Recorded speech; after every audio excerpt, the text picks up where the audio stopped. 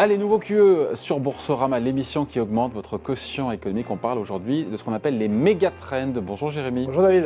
Jérémy, tu es là pour l'Ixor ETF. Les méga-trends, ce sont les tendances de demain. Et là, je pense qu'on a largué un petit peu du monde. Là. Finalement, quand on parle de méga-trends, on peut peut-être larguer les gens, mais en final, on va regarder c'est quoi finalement ce qu'est une méga-trend, une méga-tendance.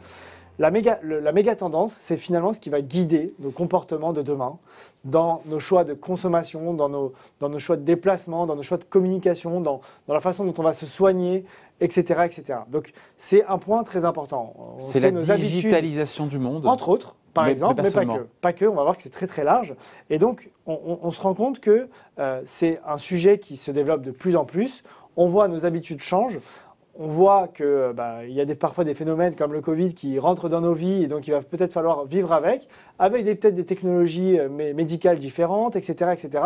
Et donc, les méga-trends, c'est ça. C'est ce qui va nous permettre de finalement guider nos comportements, nos habitudes différemment dans les années à venir. Et finalement, quand on le voit plutôt comme ça parle peut-être beaucoup plus aux gens. Ouais.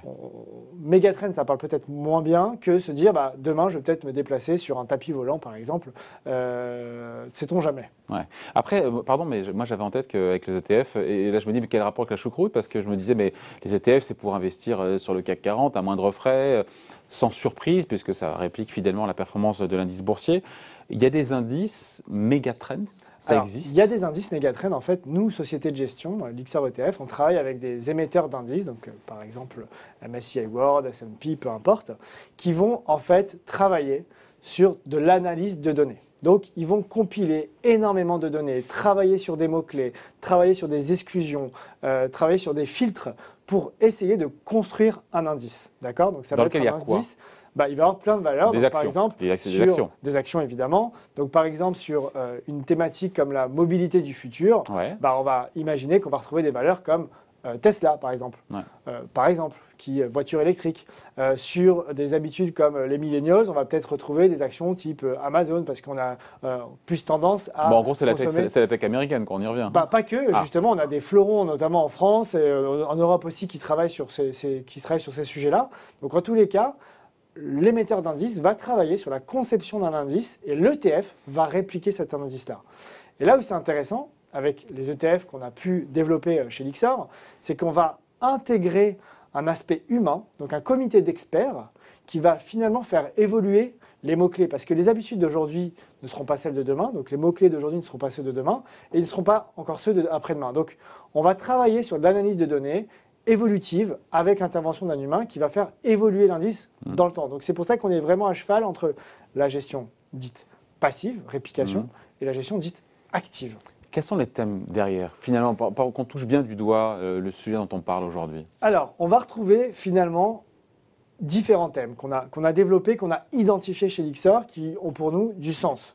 Ça ne veut pas dire qu'ils vont tous marcher, ça ne veut pas dire qu'ils vont tous performer. Il y a évidemment un risque de perte en capital sur n'importe quel support financier, mais on a identifié 5 thèmes. Le premier, c'est les villes intelligentes. On va retrouver notamment des sujets autour de la sécurité, comment les villes vont sécuriser le périmètre, vont contrôler mieux le trafic routier, le trafic des passants, le contrôle, etc. On va retrouver tout ce qui tourne autour de la digital economy, donc l'économie numérique. On va regarder ce qui est technologie de rupture, donc la disruptive technologie, la mobilité du futur, et enfin la génération Y à travers les millennials. Donc tous ces thèmes où on va finalement se rendre compte que ça va faire partie de notre quotidien, mais on va évoluer avec ça. Et on peut aujourd'hui investir sur chacun de ces thèmes-là à travers des ETF en ayant accès, donc à un support vraiment très simple, très lisible, à frais réduits, sur ces méga trends.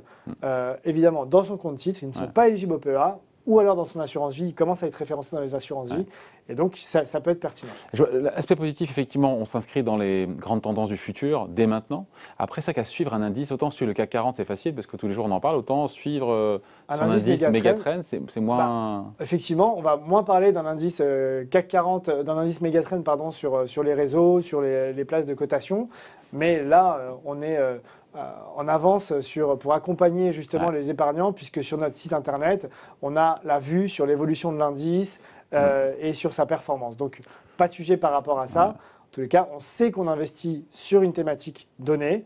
Et porteuse. L'idée, c'est d'être sur une thématique qui est porteuse, qui est structurellement en croissance. C'est ça qui est aussi le sujet. structurellement en croissance, qui est peut-être plus volatile, donc qui peut être plus sensible à des mouvements de marché importants, mais en tous les cas, qui sur le long terme a une vocation à être pertinente. Voilà, donc vie connectée, mobilité du futur, il y a des moyens, encore une fois, d'investir et de profiter des tendances de demain. Exactement. Merci beaucoup, Jérémy. Merci David. Voilà, nouveau QE à suivre, bien sûr, très vite, très rapidement, sur Boursorama.